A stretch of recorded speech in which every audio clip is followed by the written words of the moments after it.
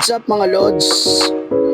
Ito nga pala yung final output ng customized phone case natin. Ito yung details. Metal yan.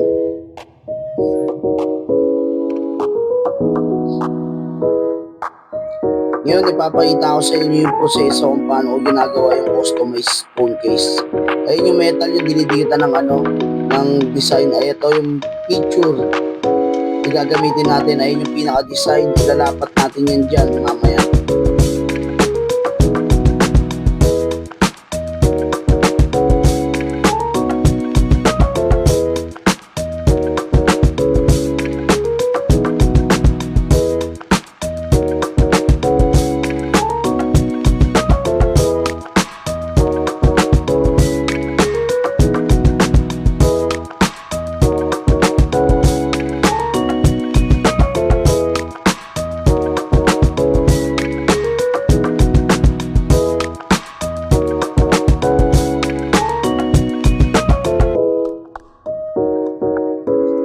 Ngayon, ilalapat na natin siya sa sublimation metal.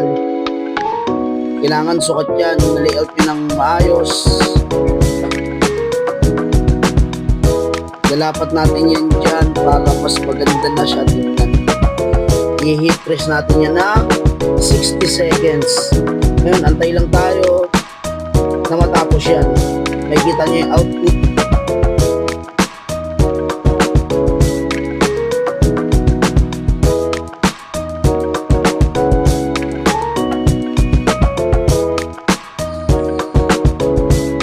Tapos na yung 60 seconds na pag-aantay natin, ito na, nailapat na natin siya sa metal na sublimation para sa phone case.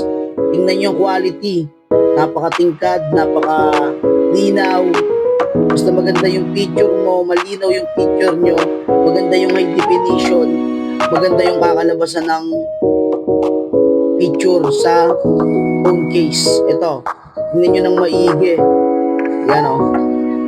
Kung anong mismong nakalagay sa picture ay hindi nyo lalabas sa tatak. Kaya kung mas malinaw ang picture nyo, mas malinaw din yung kakalabasan na design sa metal. Medyo mainit pa yan, kaya hindi natin siya mahawakan ng maayos kasi mapapaso tayo. Sinusubukan ko hawakan, mainit. Kaya tatabi muna natin yan, papalamigin natin. Tapos pagkatapos palamigin, ididikit na natin yan dito. Diyan natin yan didikit sa mismong face. Tatanggalin mo yung puti na yan para maidikit mo siya, may lapat. Ngayon, pag dinikit mo na yan dyan, wala nang tanggalan yan. Napakalupit na lang katapusan yan. Pag gusto mo magpagawa